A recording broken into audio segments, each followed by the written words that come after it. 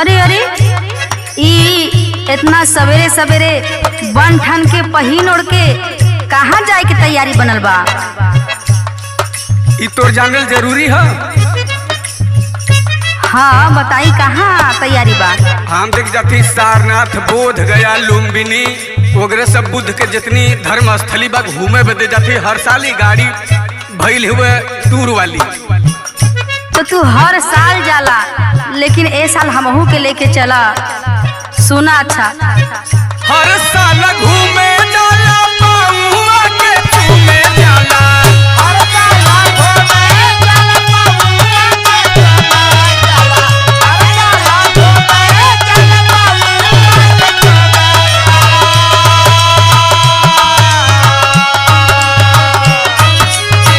हमरा के काहे नाही सनावा स्वामी ले जाला। हमरा के काहे नाही सनावा स्वामी ले जाला।